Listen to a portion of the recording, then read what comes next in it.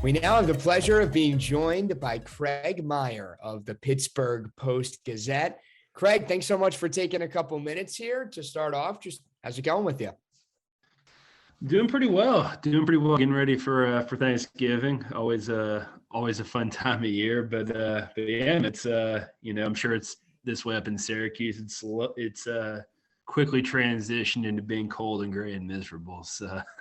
Well, I'm home on Long Island at the moment, but I did see pictures that Syracuse had its first real snowfall of the year yesterday. So definitely, looking forward to getting back there and experiencing some of that for myself. But we got to hop in and talk some Pitt football. And, when you look at Pitt football this year, it's no secret that dominating the narrative has been Kenny Pickett, really just taking his game to the next level this season. What has sort of just enabled him to be able to do that so successfully and take that next leap? I mean, I think part of it's due to the fact, he's a fifth-year senior now. He's in his third year with the same offensive coordinator. He's got some really nice weapons now too. He was hamstrung for a bit in his first couple years at Pitt. Like his first full year as a starter, they had two great running backs they really leaned on a lot. Pickett really didn't do that much. There'd be games where he'd have single-digit passing attempts. They transitioned to a new offensive coordinator in Mark Whipple. His first year under him was a little bit tricky at times. There was a feeling out process. Even last year, you could see it a little bit. I would have not thought that we would have seen this from Pickett this year. I was always impressed by what I saw with him. I always thought he had really nice poise. He's a really smart player. Didn't seem to force things too much. But he was also a guy who he'd complete just over 60% of his passes. Past 2 years, he had 13 touchdowns, 9 picks in both those seasons. I wouldn't have thought he'd be a guy right now who has 36 touchdowns to 6 picks and is one of the Heisman Trophy front runners right now. I would not have thought that with him. I thought that there was a good chance that he would show improvement. He really was adamant about coming back this year and having Mark Whipple as his offensive coordinator. He thought he could improve his draft stock, which he has certainly done. But I would have never expected this. I thought, if I would have heard somebody making that prediction, I would have either thought they were related to him or like really trying to curry favor with Pitt. You mentioned the Heisman watch, the draft status, all that discussion that he's certainly warranted for good reason. When push comes to shove, do you think this is a guy that does walk away with the Heisman this year and work himself into being a first round NFL draft pick come springtime? I don't think he's going to win the Heisman. Part of that I think has to do with his play a bit. He's had a couple multi-interception games here recently. Granted, the same games he threw for like 400 plus yards and like 3 or 4 touchdowns. I just think for him that there are guys on better teams who have somewhat similar stats. The Heisman ideally shouldn't be about who's on a really good team, but it does kind of function that way. I think there's an argument potentially like, okay, if you took C.J. Stroud away from Ohio State or Bryce Young away from Bama, and you put a somewhat comparable person in there, or like the kind of person that those schools can typically get, those teams probably wouldn't be drastically different. If you took Pickett away from Pitt, they would, they're 9-2 right now. They'd probably be 6-5 otherwise. And the only games that they've lost this year were really games where he was not perfect. And the fact that he wasn't perfect, his team's lost, that just shows you how much they really need him. I do think NFL-wise, teams have always been high on him. Even when his stats weren't that great, you would see a lot of things report about how front offices really liked him. Had he come out last year, he probably would have been like a 5th or a 6th round pick. But he's someone now that he has the college production to really back it up and that he's shown improvement this season. He's a guy, who you're seeing in the first round of mock drafts. And at this point, you got to see how he does at the combine and his pro day and Senior Bowl and everything. But at this point, it looks like he's going to be a 2nd round pick at worst. You mentioned the 9-2 record there. They've only lost to, what was it, Central Michigan or Western Michigan and Miami at home. They've been perfect on the road. So what has made Pitt have such a successful season? I think I think Pickett certainly has a big role in that. I mean, he has a lot of good weapons. Jordan Addison, I think, is one of the best receivers in the country. Pat Narduzzi was actually their coach, was pretty effusive in his praise of him after they beat Virginia last Saturday, saying, "Hey, this guy should win the Biletnikoff Award, which goes to the top receiver in college football." He's finally got some tight ends. It's something that he's never had during his time in college. And their defense is still great. I mean, they lost going into last season. That was really the highlight for that team, was they just have an insane defensive line. They have a good experienced pair of safeties. They have a decent secondary overall, but they lost a few of those guys to the NFL. They lost Rashad Weaver, Jalen Twyman, Patrick Jones, DeMar Hamlin, Paris Ford. Like, they lost all those guys, but they've done a really good job at building up depth over these past several years. So you get guys, especially on the D line, like Kalijah Cansey, who's just a menace. I mean, that guy finds his way into opposing backfields almost effortlessly. And then Haba Baldonado, he's from Italy, got a crazy backstory, grew up as a MMA fighter, got into football kind of late. But yeah, when you pair, I mean, their defense this year isn't as good as it was last season for Pitt. It's kind of bad timing. Like, if they had last year's defense with this year's offense, like, who knows, who knows how things might have turned out. But I don't think fans are complaining too much when they're 9-2 and heading to the ACC title game. I got a two-parter for you here. So Jordan Addison just having a monster season, 74 catches, almost 1,300 yards, 15 touchdowns, just for good measure.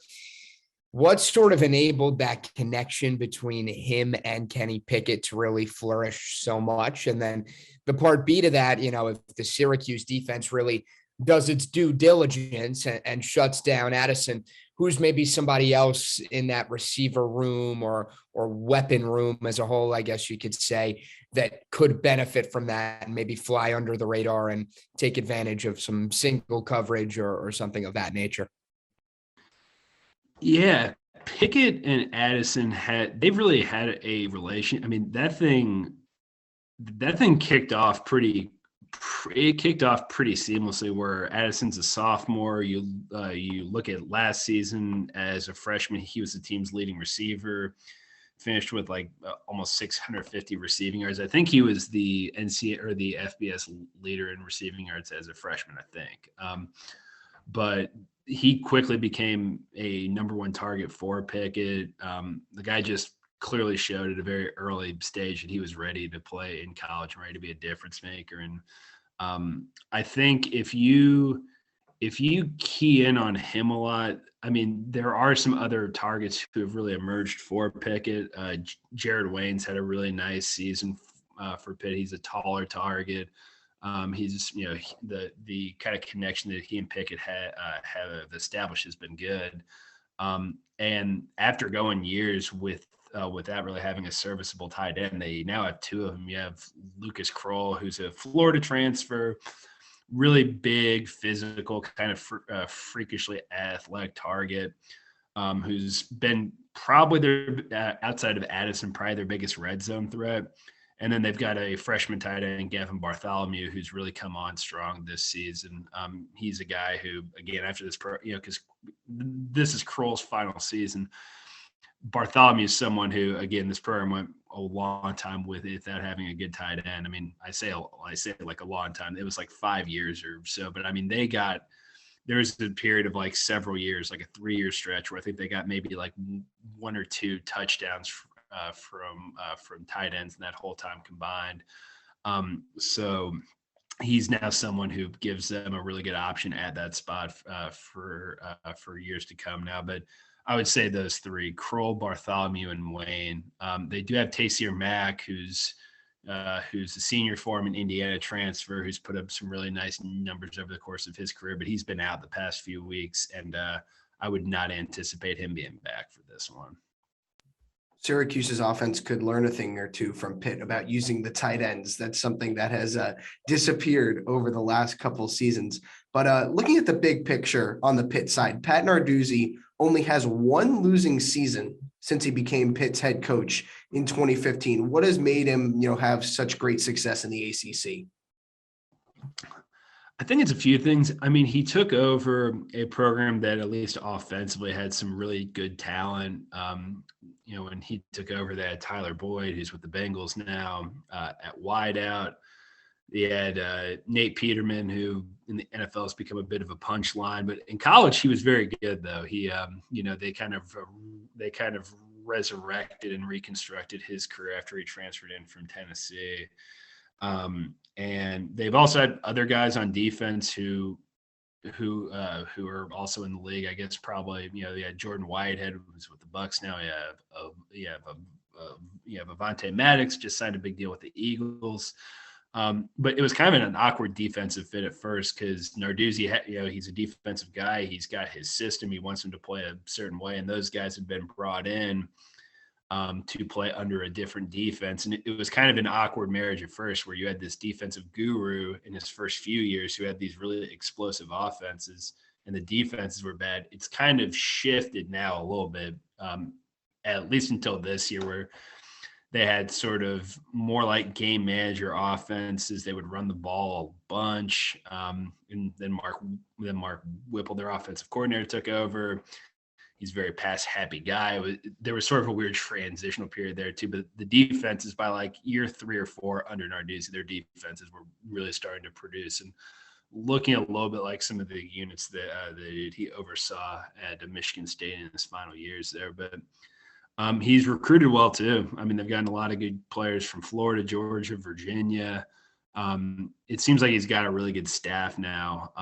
And I think when you combine that with sort of his defensive prowess, I think that, and he's someone who's not too far from the Pittsburgh area, grew up in Youngstown, which is about an hour away from here.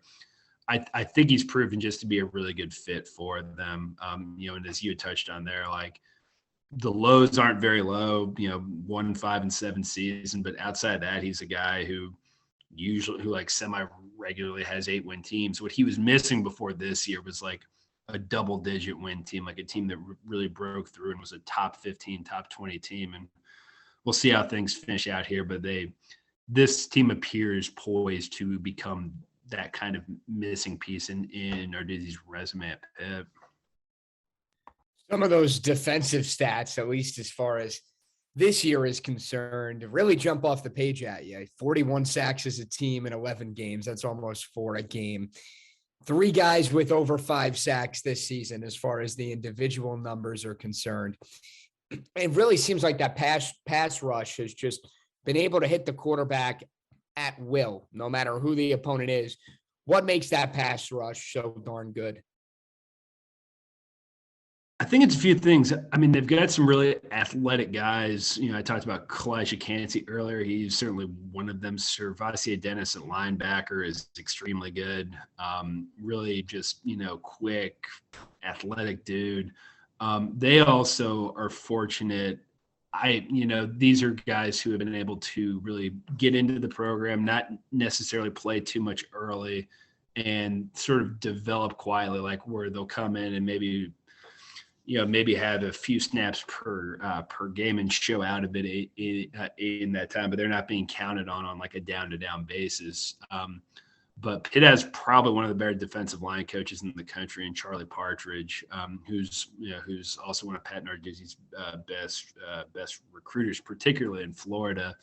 I think it seems like they've done a really good job of just identifying sort of under the radar guys. I brought up Rashad Weaver earlier. He was a 4th round or 5th round pick this past year for the Titans. He was a 2-star recruit.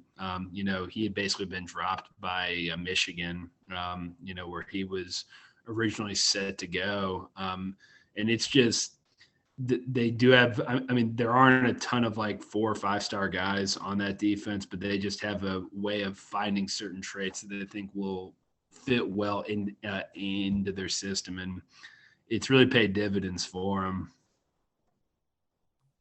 So we know the defensive line is a strength of Pitt's defense, 41 sacks in 11 games, almost an average of 4 per game. If there was something that the Syracuse offense could exploit on the Panthers defense, what would that be? Probably their secondary. They've got some decent corners. Their safeties are a little bit more green just because for years Pitt had they had their safety tandem of DeMar Hamlin and Paris Ford. Those are two guys who grew up together and played together for a few years at Pitt. Had a really good chemistry and just kind of held things down on the back end. Pitt's been susceptible to big plays. That was certainly seen in the Miami game. Seen in the Western Michigan game too. Basically, the games Pitt has lost, they've given up a whole bunch of points. They gave up 38 to Miami, 44 to Western Michigan. And yeah, they've been big, huge passing plays, kind of in different forms. Like Western Michigan used a lot of like slants, did a lot of RPO stuff where Pitt, they just like forced their like entire front seven on them and it left a huge gap that they just they exploited. With Miami and Tyler Van Dyke, I mean, there were a few downfield shots, but theirs were like in that case it was more kind of missed tackles where saying that would have been like a 6-yard gain became a 26-yard gain. I know for Syracuse it's not, I know Sean Tucker's like I know that he's the guy there. He's kind of who the offense operates through. And I mean, that same principle could apply there where Pitt just doesn't have its best tackling day. I don't think that they've faced a running back of his quality this season. So I think that could be an interesting test for them where a lot of the backs that they've faced aren't up to par with him. I don't think that they've seen a force and a skill set and a talent quite like him. So I'll definitely be interested to see how they respond. Interestingly enough, at least compared to the rest of his season stats, last 2 games for Tucker have been kind of so-so against Louisville, NC State.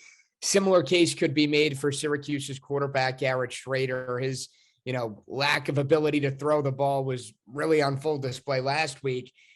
Do you see Pitt sort of replicating, the strategy that Louisville and NC State took to really try to minimize Tucker and Schrader and make them have as little of an impact on the game as possible? Oh yeah. And I think that ties in well with Pat Narduzzi's overall defensive strategy where in this case, you're kind of just like betting on the quarterback to beat you and for some of these receivers to win one-on-one matchups.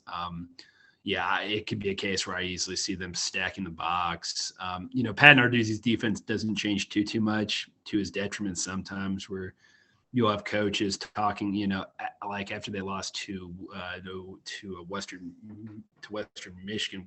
Western Michigan's coach was an offensive coordinator at Syracuse, I think 2015, 2016. And he commented after the game about how he's like, hey, that defense is the exact same one that I faced when I was at Syracuse. So he knew how to game plan for it. So there really won't be too much of a secret or too much of a mystery as far as what Pitt will do. They'll bring a lot of pressure. Yeah, I think that front seven is going to be doing a lot of the heavy lifting for them that game. So moving back to the big picture, it'll be interesting to see how the Panthers defenses faces Tucker and Schrader. But Pitt's at 9 wins already. They have this week against Syracuse. They clinched their spot in the ACC championship game, and they clinched a bowl game. How do you see the Panthers finishing out the rest of the way? Are they the best team in the ACC? And if they do end up winning the ACC, are they in a New Year's Six bowl game? Yeah, I think as far as if they're the best team in the ACC, I'm not entirely sure. There are 3 potential teams they could play in the ACC championship. One of them they've already played and beaten in Clemson. I would be really intrigued to see them play Wake Forest, man, because that would be like I think the over/under on point score in that game would be like 115 or something. It'd be just a fun offensive shootout. I think they're probably a little bit better of a team than Wake Forest, but I don't know how much of that is just me applying my sensibilities to this and being like, oh, Wake Forest football, yeah, like they're good like once every 15 years or so. All of that's not the case. Dave Clawson's done a really good job there. A 10-win season for, Pitt hasn't, if they win on Saturday, Pitt hasn't had a 10-win regular season since 1981. I mean, to give you an idea of how long ago that was, Pitt's quarterback back then was Dan Marino.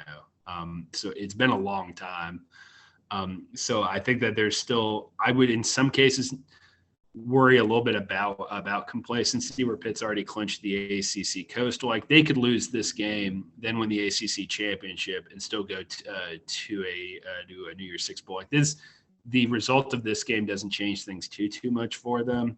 They're not getting in the college football playoff, but I think also the Western Michigan loss that had come a week after they beat Tennessee down in Knoxville. So like, I think that game provided a valuable lesson as far as not being complacent, not looking past teams, not trying to get too caught up in the moment.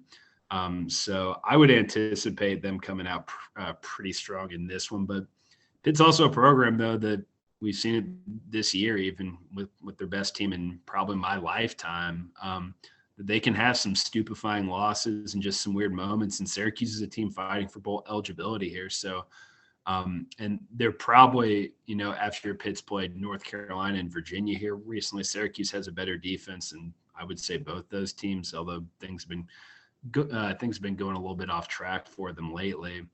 But there's still a decent amount for Pitt to play for, and I would anticipate, them being pretty fired up for this one.